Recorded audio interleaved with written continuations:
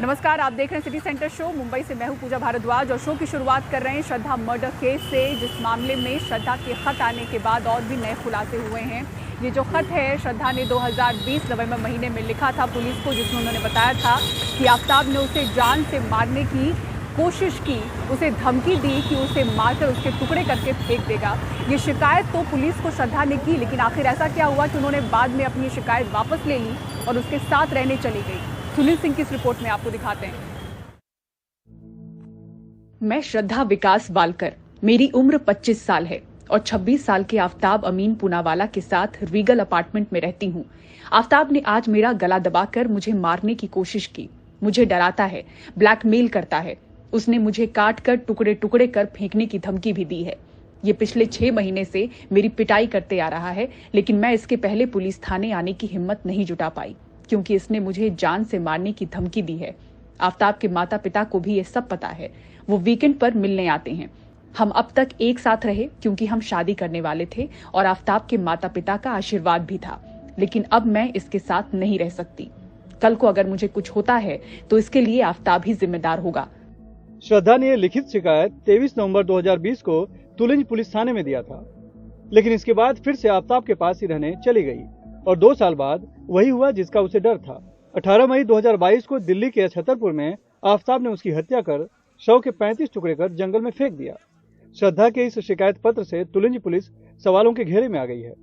उप मुख्यमंत्री देवेंद्र फडणवीस ने भी मामले को गंभीर मानते हुए इस बात की जांच कराने का आदेश दिया है कि उस दौरान जांच क्यों नहीं हुई। वो पत्र मेरे पास भी आया है, मैंने उसको देखा है, बहुत सीरियस पत्र है। उसके ऊपर क्यों कार्रवाई नहीं हुई, इसकी जांच हमको करनी पड़ेगी। मैं किसी पर दोषारोपण नहीं करना चाहता, लेकिन इस प्रकार के पत्रों पर कार्रवाई अगर नहीं हुई तो ऐसी घटनाएं होती है, इसलिए जरूर उसकी जांच की जाएगी। इस बीच तुलिंज पुलिस ने दावा किया है कि श्रद्धा की शिकायत पर कार्रवाई की जा रही थी, लेकिन कुछ दिन बाद 19 दिसंबर 2020 को श्रद्धा ने थाने में आकर अपनी शिकायत वापस ले ली थी। इस मामले में जो भी जरूरी कार्रवाई करनी थी वो कार्रवाई तुलिंज पुलिस की तरफ से की गई है। उसके फ्रेंड के माँ बाप ने आके उनको मतलब समझाया था दोनों को भी, और अभी उसकी कोई तकरार नहीं है, ऐसा करके उसने रिटर्न स्टेटमेंट दिया था, और जिसके चलते वो मतलब वहीं पे वो क्लोज हो गया। साल 2020 में तुलिंज पुलिस को लिखे शिकायत पत्र से ये साफ है कि श्रद्धा आफ्ताब से डरी हुई थी और उसके साथ नहीं रहना चाहती थी, लेकिन उसने अपने दिल की सुनने या फिर अपने पिता के घर वापस आने के बजाय आफ्ताब और उसके माता पिता पर भरोसा किया। नतीजा वही हुआ जिसका उसे डर था। वसई से कैमरामैन अशोक महाडिक से सुनील सिंह, एनडीटीवी इंडिया के लिए। और श्रद्धा वालकर हत्याकांड में आरोपी आफ्ताब का आज लाई डिटेक्टर टेस्ट नहीं हो पाया। इस टेस्ट में आफ्ताब से कई सवाल पूछे जाएंगे। हत्या का मकसद क्या था, इसका तरीका क्या था, लेकिन आज आखिर ये टेस्ट क्यों नहीं हो पाया, इस पर और ज्यादा जानकारी दे रहे हमारे सहयोगी मुकेश सिंह सेंगर। श्रद्धा वालकर हत्या केस में आरोपी आफ्ताब अमीन पूनावाला का आज पॉलीग्राफ टेस्ट नहीं हो सका, क्योंकि सूत्रों की माने तो उसकी तबीयत खराब है और ऐसे में उसका पॉलीग्राफ टेस्ट नहीं हो सकता। जब तक वो मेडिकली फिट नहीं हो पाएगा तब तक उसका पॉलीग्राफ टेस्ट नहीं हो पाएगा। अब देखना होगा कि उसका पॉलीग्राफ टेस्ट कल या परसों में कब होता है। वहीं जो FSL रोहिणी लैब के फॉरेंसिक एक्सपर्ट हैं, उन्होंने अपनी तैयारी पूरी कर ली थी। कल उन्होंने आफ्ताब के कुछ टेस्ट किए थे जो पॉलीग्राफ टेस्ट के पहले होते हैं। कुछ सवाल उससे पूछे गए थे, उसका BP, उसका पल्स और उसकी हार्ट बीट को चेक किया गया था और आज उसको पॉलीग्राफ टेस्ट के लिए बुलाया गया था। पॉलीग्राफ टेस्ट एक तरह का झूठ पकड़ने वाला टेस्ट है, जो एक तरह की मशीन में होता है। इसे झूठ पकड़ने वाली मशीन कहते हैं। जब पुलिस आरोपी से सवाल पूछती है तो उस वक्त आरोपी की हार्ट बीट, उसका BP और उसका जो पल्स रेट है वो चेक किया जाता है। अगर सवाल पूछते वक्त ये सारे जो चीज़ें हैं ये बढ़ती हैं तो इसका मतलब है वो झूठ बोल रहा है। और लगातार जो एक्सपर्ट हैं वो पूछताछ के दौरान एक पूरा ग्राफ बनाते हैं, तो पूरा एक सवालों की लिस्ट तैयार होती है और ये लिस्ट में बारी बारी से आरोपी से सवाल पूछे जाते हैं। पॉलीग्राफ टेस्ट नार्को टेस्ट के पहले का एक प्रोसीजर है जो पूरा करना था। जब पॉलीग्राफ टेस्ट पूरा हो जाएगा उसके बाद दिल्ली पुलिस आरोपी का नार्को टेस्ट करवाएगी। वहीं इस मामले में जो आफ्ताब अमीन पूनावाला के पिता हैं वो दिल्ली पहुंच गए हैं, उनका पुलिस बयान दर्ज कर रही है। इसके साथ में श्रद्धा के जो मैनेजर रहे हैं, जहां श्रद्धा काम करती थी मुंबई में, करण, वो भी दिल्ली पहुंच गए हैं, उनका भी आज बयान दर्ज किया गया है। दरअसल श्रद्धा ने ये सारी बातें 2020 में अपने मैनेजर करण को बताई थी और करण के कहने पर ही श्रद्धा ने आफ्ताब के खिलाफ पुलिस में शिकायत दर्ज कराई थी, जिसमें उसने कहा था कि आफ्ताब उसको लगातार परेशान कर रहा है, उसके साथ मारपीट करता है और ये कहता है कि वो उसके टुकड़े टुकड़े कर देगा। तो ये काफ़ी अहम इनके स्टेटमेंट हैं और दिल्ली पुलिस करण को अपना गवाह बना रही है। तो इस मामले की जांच को धीरे धीरे आगे बढ़ाया जा रहा है। अभी जो आरोपी है उसके नार्को और पॉलीग्राफ टेस्ट होने हैं, जो आगे आने वाले दिनों में होंगे। नई दिल्ली से कैमरामैन मोहम्मद मुस्लिम के साथ मैं मुकेश सिंह, एनडीटीवी इंडिया। और कांग्रेस नेता राहुल गांधी को लेकर असम के मुख्यमंत्री हिमंता बिस्वा शर्मा का एक विवादित बयान सामने आया है। असम के मुख्यमंत्री ने राहुल गांधी के चेहरे की तुलना सद्दाम हुसैन से की है। इस बयान के बाद से राजनीति तेज है। तो ऐसा जो गुजरात का डेवलपमेंट अभी मैं देखा, उनका चेहरा भी चेंज हो गया है कि ठीक है, चेहरा अगर थोड़ा चेंज हुआ है कोई बुरी नहीं है, लेकिन आपको चेहरा चेंज ही करना है तो थोड़ा वल्लभ भाई पटेल जैसा कर लो, या तो नहीं तो जवाहरलाल नेहरू जैसा कर लो, वो भी चलेगा। गांधी जी जैसा होने से तो और अच्छा है, लेकिन आपका चेहरा सद्दाम हुसैन जैसा क्यों होते जा रहा है? राहुल गांधी की जो फोटो है, चेहरा जो है वो सद्दाम हुसैन के जैसा दिख रहा है, किस तरीके से टिप्पणी को मानते हैं? अब ये उनका चेहरा कैसे लगता है, मैं तो यही प्रश्न पूछूंगा। और कांग्रेस की भारत जोड़ो यात्रा फिलहाल मध्य प्रदेश में है और एक रैली के दौरान राहुल गांधी ने एक बार फिर से भाजपा पर हमला किया और हमला करते हुए क्या कहा, आपको दिखाते हैं। अच्छा, मध्य प्रदेश में हम चुनाव जीत गए, हमारी सरकार थी और करोड़ों रुपए लेकर 20-25 भ्रष्ट विधायकों को खरीद लिया और सरकार बना ली।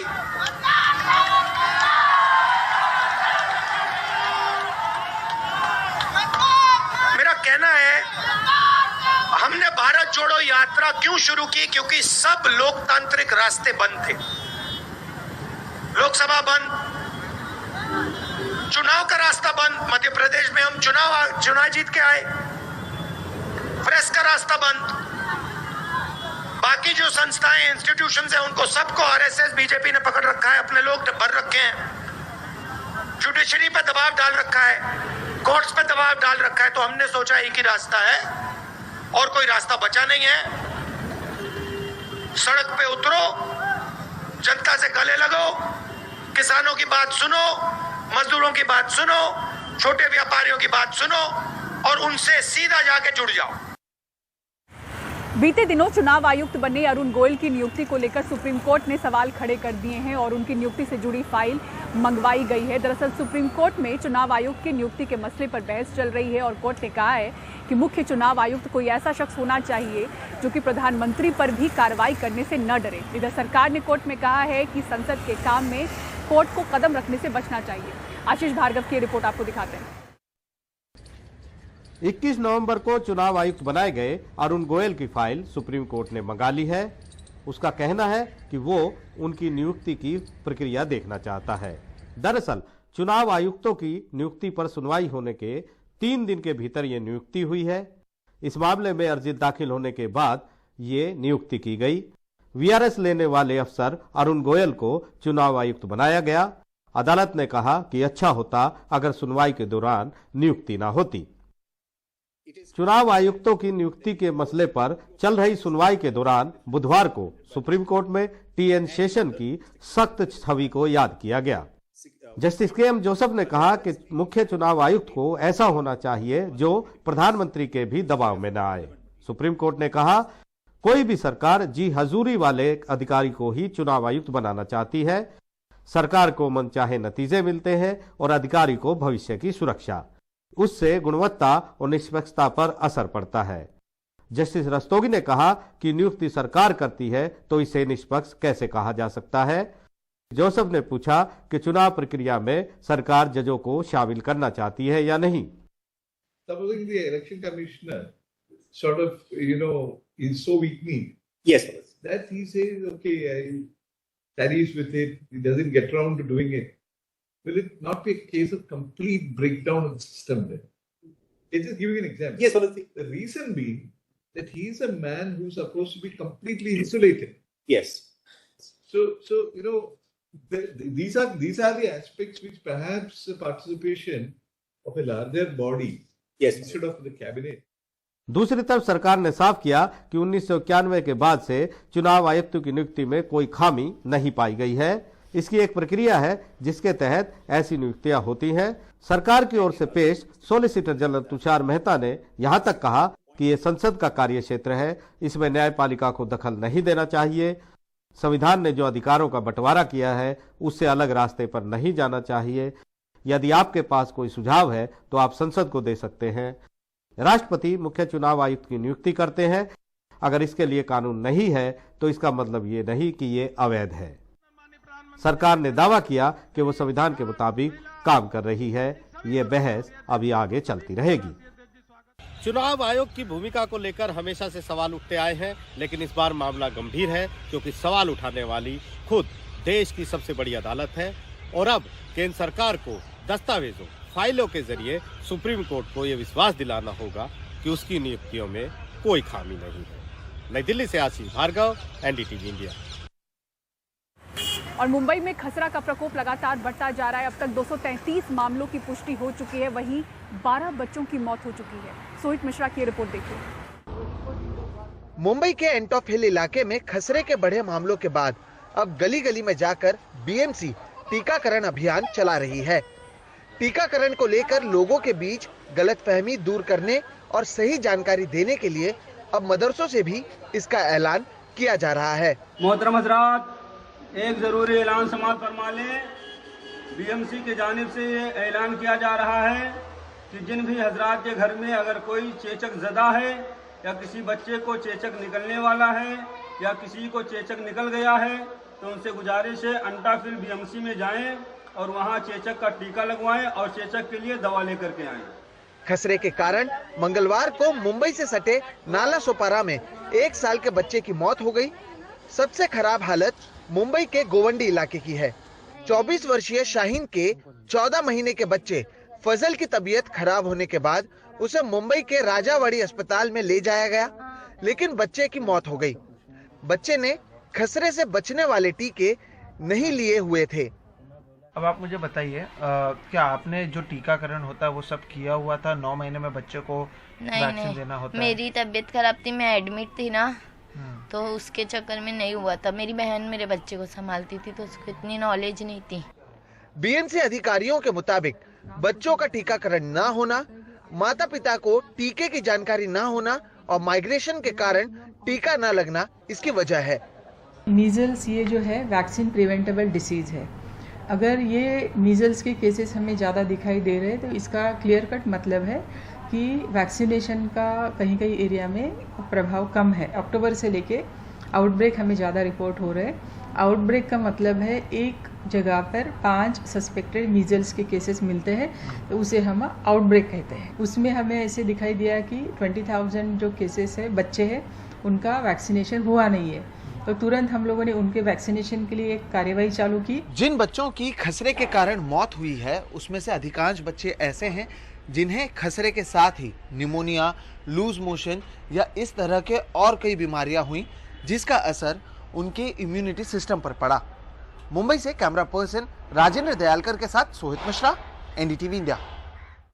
मुंबई में खसरा बीमारी का फैलाव कुछ इस तरह से अब है कि पूरा जो फोकस है वो टीकाकरण पर रखने की कोशिश हो रही है। अधिकांश जो बच्चे हैं जो इस बीमारी की चपेट में आए हैं वो 1 से 2 साल के नजर आ रहे हैं और ये वही बच्चे हैं जिन्हें कोविड काल में खसरा का टीका नहीं लग पाया था। अगर पूरे महाराष्ट्र की बात करें तो 1,74,000 ऐसे बच्चे हैं जिन्हें इस साल टीका नहीं लग पाया। आपको ये रिपोर्ट दिखाते हैं। 1.5 साल का ये मासूम बेहद तकलीफ में है, सांस नहीं ले पा रहा। बुधवार को मुंबई के अस्पताल में एक और बच्चा खसरे के लक्षण यानी कि बुखार, रैशेज और सांस की ज्यादा तकलीफ के साथ वेंटिलेटर पर भर्ती हुआ। खसरा के अधिकांश मरीज मुंबई की इन झुग्गी बस्तियों से ही निकल रहे हैं। बीएमसी जी नॉर्थ वार्ड यानी कि दादर, माहिम और धारावी में बीते कुछ दिनों में अब तक 160 स्वास्थ्य कैंप लगा चुकी है। स्वास्थ्य कर्मचारी बताते हैं कि यहाँ हर 5 बच्चों में एक बच्चा ऐसा है जिसने खसरे का टीका नहीं दिया है। बस्तियों में ज्यादातर माइग्रेंट्स बसते हैं, इसलिए इन्हें ट्रैक करना भी चुनौती से कम नहीं। यहाँ पे हम लोग हर घर जाके जो सर्वे कर रहे हैं, मीजल्स का जो सर्वे चल रहा है, उसमें अगर 10 घर में से भी आप 5 बच्चे लेंगे तो उसमें से एक अनइम्यूनाइज मिलता है, क्योंकि यहाँ पे मोस्टली माइग्रेंट पब्लिक है, तो हर 2-3 महीने बाद ये माइग्रेंट हो जाते हैं। आज यहाँ पे है तो कल किसी और जगह पे वो लोग माइग्रेंट होते हैं, तो हम टीका इन्हें नहीं दे पाते। डेली बच्चों का टारगेट मतलब हाउसेस पर 500 to 800 हाउसेस के हिसाब से हमको टारगेट मिलता है, तो 800 टू हाउसेस हमको कवर करना है। उसके अंदर जितने बच्चे आएंगे उतने बच्चों को आपको स्क्रीन करना है और उनका जांच करके वैक्सीनेशन अगर नहीं हुआ है तो वैक्सीनेशन कंप्लीट करना है।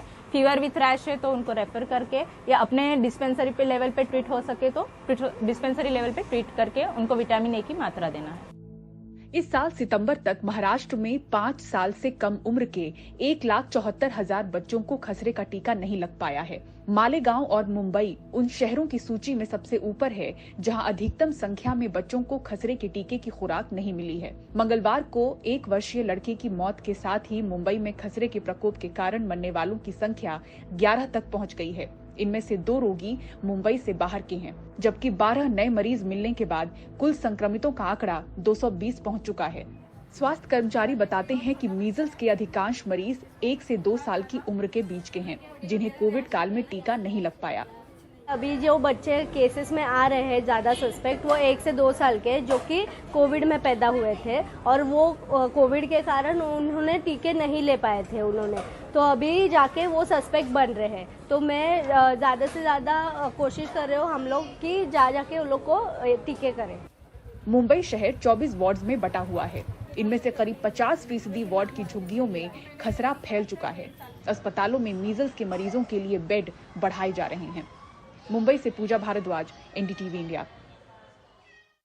कर्नाटक के गृह मंत्री ने बेंगलुरु में घटना स्थल का दौरा किया और धमाके में घायल हुए ऑटो रिक्शा चालक को 50,000 रुपए दिए।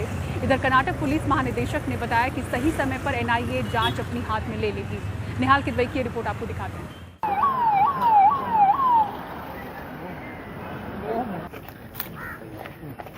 कर्नाटक के गृह मंत्री अरगा न्यानेंद्र ने बेंगलुरु में घटनास्थल का दौरा किया, पुलिस अधिकारियों के साथ बैठक की। शनिवार शाम को यहां एक चलते ऑटो रिक्शा में धमाका हुआ था। धमाके का मास्टरमाइंड शारिक भी घायल हुआ, जो अब पुलिस की हिरासत में है। प्रेशर कुकर में रखे आईईडी धमाके में ऑटो रिक्शा चालक पुरुषोत्तम पुजारी भी जल गया, जिसका फिलहाल इलाज चल रहा है। अरगा न्यानेंद्र ने 50,000 रुपए पुरुषोत्तम को दिए। शारिक जहाँ जहाँ भी गया है, पुलिस टीम हर जगह गई है, जैसे नागरकोइल, मदुरई, कोयम्बतूर, कोच्चि, सभी जगहों पर, ताकि हमें ये पता चल सके कि इस साजिश के पीछे उनके साथ कोई और था या नहीं। पुलिस के मुताबिक मास्टरमाइंड शारिक सोशल मीडिया के जरिए आईएसआईएस के हैंडलर्स के साथ संपर्क में था। उसका मकसद समाज में नफरत पैदा करना था। डीजीपी प्रवीण सूद ने इस बात पर जोर दिया कि किराए पर मकान देते वक्त किराएदारों की पुख्ता जानकारी लोग लें। शारिक ने अपने मकान मालिक को जो आईडी दिया था वो गलत था।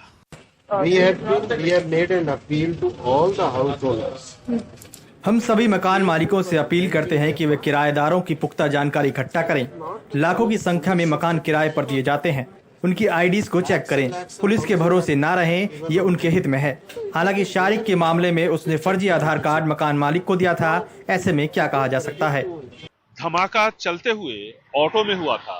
ऐसे में सवाल ये उठता है कि इस बॉम्ब के निशाने पर कौन था, किस जगह को धमाके के लिए चुना गया था। इस सवाल का जवाब अब तक पुलिस के पास नहीं है। हालांकि पुलिस का कहना है कि जांच से जुड़ी हुई तमाम जानकारी केंद्रीय एजेंसियों को दी जा रही है और सही वक्त पर एनआईए जांच अपने हाथ में ले लेगी। बेंगलुरु से कैमरामैन गोविंद मूर्ति के साथ निहाल किदवई, एनडीटीवी इंडिया। पहले रक्षा मंत्री और अब सेना के उत्तरी कमान के प्रमुख लेफ्टिनेंट जनरल उपेंद्र द्विवेदी ने पीओके को लेकर बड़ा बयान दे दिया। उनका कहना है कि सेना तैयार है, सिर्फ सरकार के आदेश का इंतजार है। राजीव रंजन की रिपोर्ट आपको दिखाते हैं।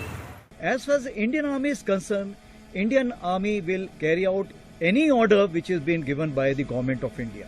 And whenever such orders are given, we'll always be ready for it. ये बड़ा बयान सेना के उस कमांडर का है जिसके तहत फौज जम्मू कश्मीर में कार्रवाई करती है, चाहे वो LOC पर पाकिस्तान के खिलाफ कोई ऑपरेशन हो या फिर राज्य में आतंकवादियों पर कार्रवाई। सेना के उत्तरी कमान के प्रमुख लेफ्टिनेंट जनरल उपेंद्र द्विवेदी के आदेश के बिना सेना जम्मू कश्मीर में कुछ भी नहीं करती है। अब जब उत्तरी कमान के प्रमुख लाइन ऑफ कंट्रोल से सटे पुंछ में POK लेने की बात कर रहे हैं तो इसका बड़ा संकेत है। Raksha Mantri gave the statement about the POJK. As you are aware that parliamentary resolution already exists on the subject. So therefore it's nothing new. It is part of the parliamentary resolution. As far as the Indian Army is concerned, Indian Army will carry out any order which is being given by the Government of India. And whenever such orders are given, we'll always be ready for it. इससे पहले रक्षा मंत्री राजनाथ सिंह ने पिछले महीने जम्मू कश्मीर में शौर्य दिवस के मौके पर कहा था कि पाकिस्तान POK के लोगों पर जो अत्याचार कर रहा है उसकी भारी कीमत उसे चुकानी पड़ेगी। उनका कहना था कि गिलगित और बाल्टिस्तान को हासिल किया जाएगा।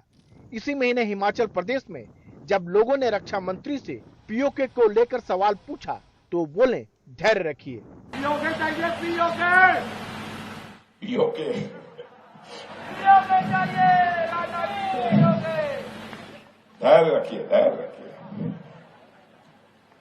सवाल है POK को लेकर ये सरकार की आधिकारिक नीति है या फिर मंत्रियों अफसरों के निजी बयान। POK पर सरकार और सेना की ओर से आ रहे बयानों से ऐसा लग रहा है कि सरकार कुछ बड़ा करने की तैयारी में है, लेकिन मौजूदा अंतर्राष्ट्रीय हालात में यह इतना आसान नहीं है। कुछ लोग इसे देश के माहौल को सर्जिकल स्ट्राइक जैसा बनाने के कवायद मान रहे हैं। नई दिल्ली से राजीव रंजन, NDTV इंडिया। ग्रामीण भारत में बढ़ी हुई महंगाई और कृषि क्षेत्र में आर्थिक संकट से निपटने के लिए किसान संगठनों ने वित्त मंत्री निर्मला सीतारमण से बजट 2023 में राहत पैकेज की मांग की है। उन्होंने कहा है कि कृषि क्षेत्र को और पैसे मुहैया कराएं। हिमांशु शेखर की रिपोर्ट देखिए। किसान संगठनों के संघ consortium of Indian farmers association ने वित्त मंत्री निर्मला सीतारमण से गेहूं और टूटे चावल के निर्यात पर लगी सीमित रोक हटाने की मांग की है। बजट 2023 पर कृषि और फूड प्रोसेसिंग सेक्टर के प्रतिनिधियों के साथ एक प्री बजट मीटिंग में संघ के अध्यक्ष रघुनाथ दादा पाटिल ने ये मांग उठाई। भारत सरकार ने अंतर्राष्ट्रीय अनाज बाजार में संकट को देखते हुए गेहूं के निर्यात पर मई 2022 और टूटे चावल के निर्यात पर 9 सितंबर 2022 से सीमित रोक लगाई हुई है। ये जो इसेंशियल कमोडिटी एक्ट है, इसके तहत हमारे ओनियन पे एक्सपोर्ट बैन लगता है। अभी तो व्हीट पे एक्सपोर्ट बैन लगा है, राइस पे भी एक्सपोर्ट बैन लगा है और इस बैन से हमारा नुकसान होता है और देश का भी नुकसान होता है। जो भी किसान विरोधी कानून है, जैसे कि इसेंशियल कमोडिटी एक्ट है, लैंड एक्विजिशन एक्ट है, सीलिंग का कानून है। सीलिंग तो किसी इंडस्ट्री को नहीं है। अगर इंडस्ट्रियलिस्ट को जमीन चाहिए तो 1000, 10,000, 15,000, 20,000 भी आप एकड़ दे रहे हो और किसान को 3 एकड़, 2 एकड़, 5 एकड़ का आपने सीलिंग लगाया है। कैसे खेती बढ़ेगी, कैसे खेती हो जाएगी? बजट 2023 पर बैठक में आर्थिक स्लोडाउन और कृषि क्षेत्र में जारी संकट से निपटने के लिए कई शॉर्ट टर्म और लॉन्ग टर्म प्रस्ताव वित्त मंत्री के सामने रखे गए। अधिकतर किसान संगठनों ने मांग की कि मौजूदा फर्टिलाइजर सब्सिडी की व्यवस्था में बदलाव जरूरी है। किसानों को खाद सब्सिडी डायरेक्ट बेनिफिट ट्रांसफर के जरिए मुहैया कराया जाना चाहिए। भविष्य में मवेशियों में लुम्पी स्किन डिजीज जैसी बीमारियों से निपटने के लिए सरकार नई पहल शुरू करे। All India spices export forum ने मसाला पैदा करने वाले किसानों के लिए सब्सिडी बढ़ाने की वकालत की। भारत कृषक समाज के अजय जाखड़ ने ऐसी उपज के आयात को अनुमति नहीं देने की मांग की जिसकी लैंडिंग की लागत MSP रेट से कम हो। कृषि क्षेत्र में किसानों के सामने चुनौतियां बढ़ी हैं और ग्रामीण भारत में महंगाई बढ़ने से खेती पर लागत भी बढ़ती जा रही है। ऐसे में बजट 2023 में अगर किसानों के लिए एक राहत पैकेज का ऐलान किया जाता है तो इससे उनका काम कुछ आसान हो सकता है। दिल्ली से Himanshu Shekhar, NDTV India.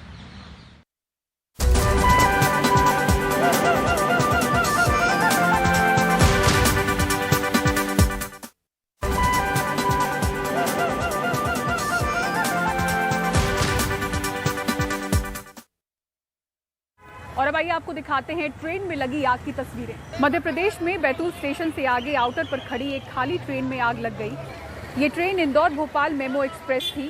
Train के 3 डिब्बे पूरी तरह से जल गए। गनीमत रही कि इस हादसे में कोई जानहानि नहीं हुई। ट्रेन आउटर पर होने की वजह से फायर ब्रिगेड को पहुंचने में वक्त लगा, लेकिन बाद में आग पर काबू पा लिया गया। आग लगने की वजह के बारे में जांच की जा रही है। और सिटी सेंटर शो में फिलहाल इतना ही। पूरी टीम को दीजिए इजाजत। खबरों के लिए देखते रहें NDTV इंडिया। नमस्कार।